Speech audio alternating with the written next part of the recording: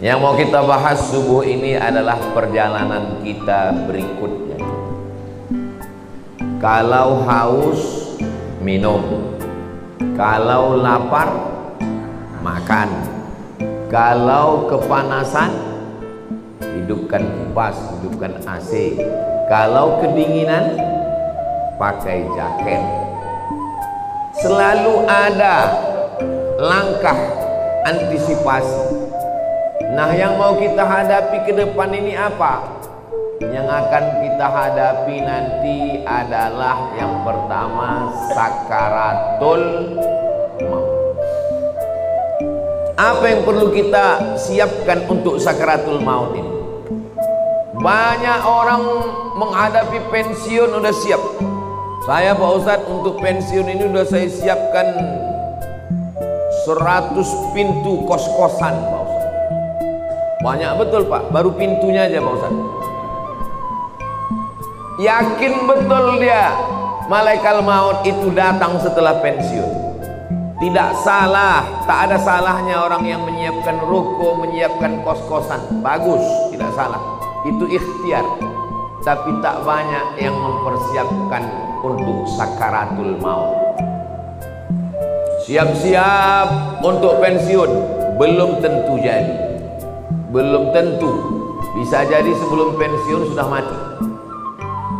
Tapi mati ini tidak kita siapkan pun pasti mati. Yang paling pasti dalam hidup ini adalah mati. Apa yang kita siapkan untuk sakaratul maut itu?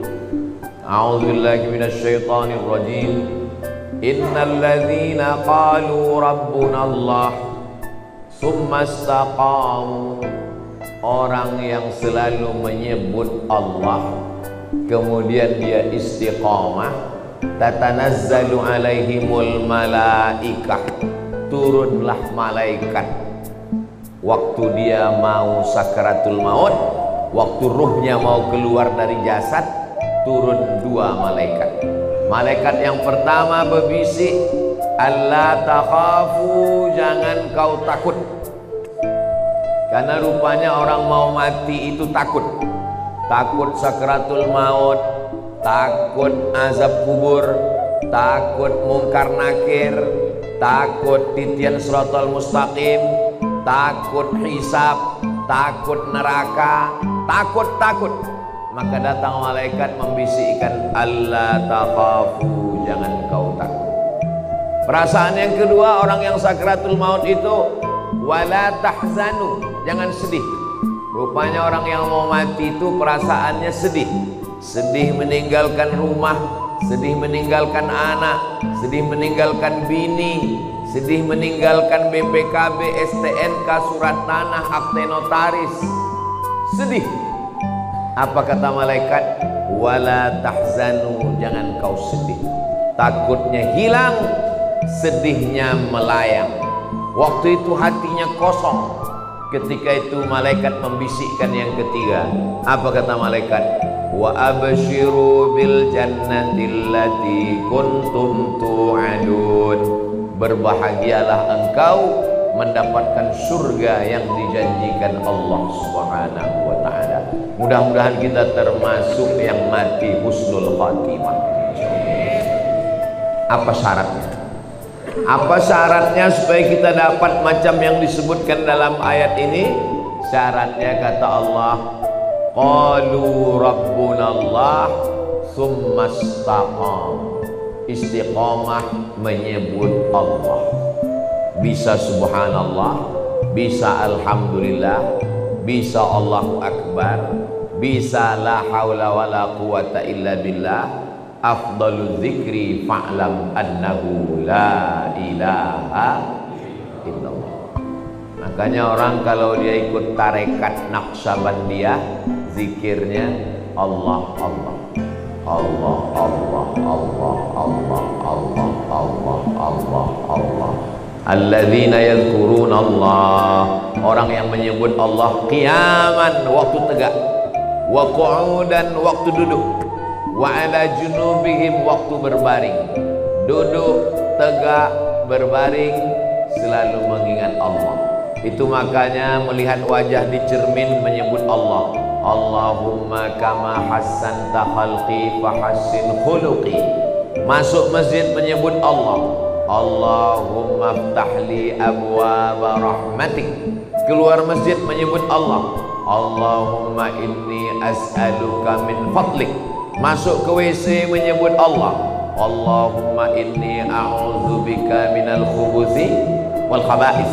Mau tidur menyebut Allah. Bismika Allahumma ahya. Yang dibaca mau tertidur dia.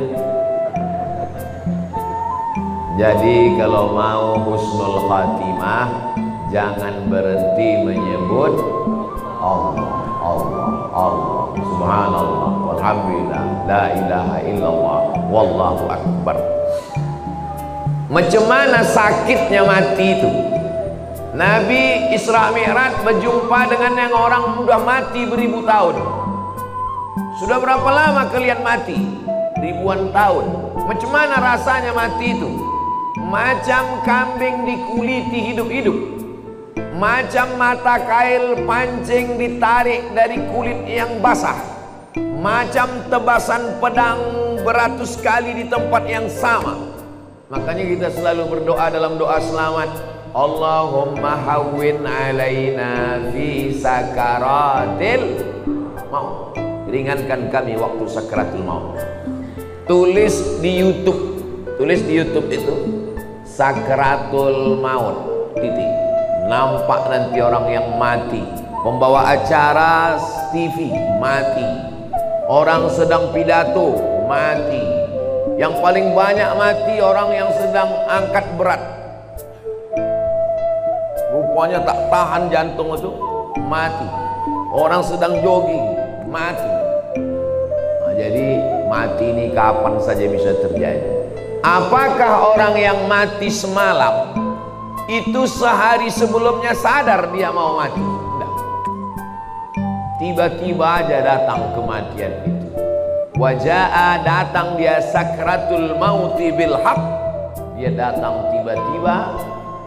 Hari ini kita usap kepala anak yatim, besok pagi kepala anak kita diusap orang sebagai anak yatim. Hari ini saya bicara mati, bisa jadi belum selesai tausiah ini saya sudah mati.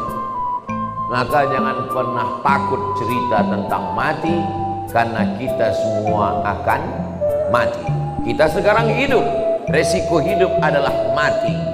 Takut hidup, takut mati, jangan hidup. Takut mati, jangan hidup. Takut hidup, mati saja. Karena ketika kita berani menghadapi hidup, berarti kita sudah berani menghadapi mati. Yang kita persiapkan itu adalah mati dengan husnul khatimah, insyaallah. Apa yang sering kita dengar, apa yang sering kita tengok, apa yang sering kita pikirkan, itulah yang akan datang waktu sakaratul maut. Terlentang kita di masjid ini, maka yang kita tengok adalah alhamdulillah, alhamdulillah, alhamdulillahi rabbil alamin. Itu maka kaligrafi ditulis di dinding. Supaya apa? Supaya mata menengok. Kalau bawa mobil dari Makkah ke Madinah, dari Makkah ke Jeddah, di pinggir jalan, subhanallah walhamdulillah, la ilaha illallah, wallahu akbar. Kenapa di pinggir jalan itu ditulis? Supaya kalau mati husnul khatimah. Beda tempat kita, di pinggir jalan yang tulis iklan es krim sama skincare. Makanya matinya bukan menyebut Allah, kredit. Apa yang sering kita dengar, apa yang sering kita tengok, apa yang sering kita pikirkan, itulah yang akan datang waktu sakaratul maut. Ada orang koma di masjid di Rumah Sakit Cipto Mangunkusumo Jakarta. Koma, belum titik lagi, masih koma, tidak sadar-sadar. Kata dokter, bawa orang ini ke rumah karena sudah tak ada harapan hidup. Ini tinggal menunggu aja lagi. Obat sudah tak ada sampai masanya mati ini nanti. Akhirnya anak istrinya pun dah menyiapkan mau bawa pulang ke rumah. Begitu mau dibawa pulang ke rumah, tiba-tiba duduk dia. Dokter pun terkejut, anak bininya pun terkejut. Kok sadar dia lagi? Akhirnya ditanyalah orang ini, "Bapak kan koma?" "Iya." "Di dalam koma itu apa yang Bapak rasakan?" "Aku tak ingat apa-apa." "Terus kenapa tiba-tiba sadar?" Tiba-tiba datang Ustadz Somad. Apa kata dia? Ditanyanya saya, "Kapan kau buat tablik akbar?" Akhirnya saya pun terduduk. Pokoknya nanti kita buat tablik akbar di kampung. Akhirnya dibuatnya lah acara di tepi Danau Maninjau. Nama acaranya Pulang Basamo. Akhirnya saya datangi bapak ini. Dia dari Jakarta. "Apa betul Bapak koma di rumah sakit Cipto Mangunkusumo?" "Betul Pak Ustaz." "Terus dalam koma itu apa yang Bapak rasakan?" Tiba-tiba Ustaz datang bertanya ke saya, "Kapan tablik akbar?" Itulah saya duduk sadar tuh, Pak Ustaz. Lama saya menung. Jangan-jangan aku ini udah wali. Dua gendangnya, kalau tak wali murid, wali kelas. Saya ini orangnya rasional. Saya selalu penasaran, kenapa bisa saya datang ke dalam komanya itu. Lalu saya tanya dia, "Bapak kalau pagi apa yang Bapak lakukan?" Saya hidupkan handphone, saya dengar tonton YouTube Ustaz. "Oh." "Kalau Bapak sampai di tempat kerja apa yang Bapak lakukan?" "Kalau sedang kosong saya tonton lagi YouTube Ustaz." "Kalau Bapak mau tidur malam apa yang Bapak lakukan?" "Sebelum saya tidur yang terakhir saya tonton adalah YouTube Ustaz." Baru saya paham. Apa yang selalu ditonton, itulah yang dibawa ke alam bawah sadar. Itulah yang datang waktu tidur dan waktu koma. Dan itu juga yang datang waktu husnul khatimah, insyaallah. Rasional, masuk akal. Tanyalah sama pakar-pakar psikologi, kenapa bisa itu yang terbawa-bawa. Makanya bapak-bapak pikirkan yang bagus-bagus aja. Jangan pikirkan yang waktu SMP SMA dulu. Mau dia mengigau tuh bawa ke malam. Tiba-tiba udah sambal belacan aja di muka. Maka saudaraku yang dimuliakan Allah Subhanahu wa ta'ala, kalau yang kita pikirkan itu adalah akhirat, yang kita pikirkan itu adalah nama Allah, maka insya Allah kita semua mati dalam keadaan husnul khatimah. Nah, ruh kita keluar dari hembusan. Makanya orang yang mati itu biji matanya terbuka. Semua orang yang mati biji matanya terbuka. Apa yang ditengok waktu mata terbuka? Yang ditengok itu adalah ruh keluar dari mulut dan hidung. Dulu ruh itu masuk ke dalam jasad ini dihembuskan. Wa nafakhtu fihi min ruhi, aku hembuskan ruh. Raha ya ruhu, pergi berhembus.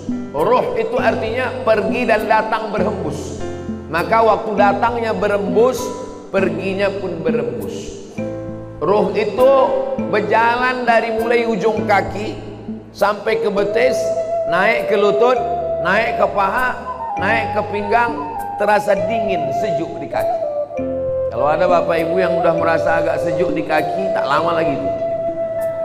Naik dia ke atas, naik dia ke atas, naik dia ke atas, keluar dia dari mulut, biji mata menengok ruh itu keluar, maka datang orang lain memejamkan mata kita.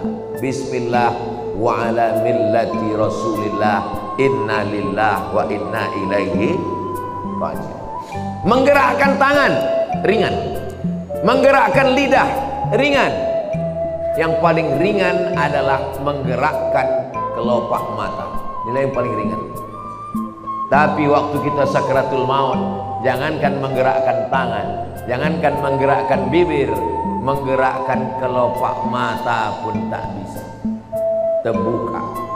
Bini yang katanya buah hati belayan jiwa pun takut memejamkan biji mata kita. Datang anak ke masjid memanggil tuan imam, "Pak Imam, tolonglah datang ke rumah. Ayah kami matanya tak tertutup-tutup dari tadi malam." baiknya imam, padahal orang ini tak pernah datang ke masjid. Makanya masyarakat sini yang tak pernah datang ke masjidlah kalian. Untuk apa Ustaz sampaikan ini? Bukan orang ini datang, kirimkan video ini ke dia. Jangan sampai nanti akhirnya tuan imam yang datang ke rumah dia hanya untuk menutupkan kelopak matanya, dan akhirnya jenazahnya dibawa juga ke masjid. Seumur hidup ke masjid cuma 2 kali. Yang pertama akad nikah, yang kedua inna lillah. Mudah-mudahan kita istiqomah menghidupkan masjid ini, insyaallah. Lalu kemudian setelah ditutupkan, kita pun ruh keluar dari jasad. Lalu kemudian kemana pergi ruh itu? Ruh itu dibawa oleh malaikat. Dalam hadis riwayat Imam Ahmad bin Hanbal, ruh dibawa di atas kain kafan dari cahaya. Lalu kemudian mengetuk pintu langit. Lalu kemudian malaikat yang menjaga pintu langit menengok ruh. Apa kata malaikat penjaga pintu langit? Inilah orang yang amalnya kami tengok 2 kali sehari. Habis subuh, malaikat yang menjaga di waktu malam datang membawa amal dia. Habis maghrib, malaikat yang menjaga di waktu siang datang membawa amal dia. Amalnya kami tengok 2 kali sehari, tapi orangnya baru ini kami jumpa. Itulah makna orang yang dirindukan oleh para malaikat. Kam min masyhurin fil ardi walam yakun ma'rufan fis sama. Berapa banyak orang yang masyhur di bumi, viral, tapi malaikat di langit tak pernah kenal dengan dia.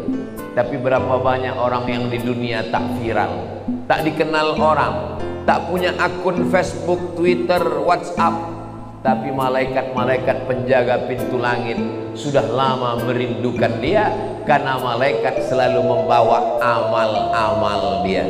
Mudah-mudahan amal-amal kita termasuk yang selalu lalu lalang di lalu lintas langit, dan orangnya masih di bumi, masyhur di bumi, masyhur juga di langit. Tak perlu masyhur di bumi, yang penting masyhur di antara malaikat penjaga pintu langit, insyaallah.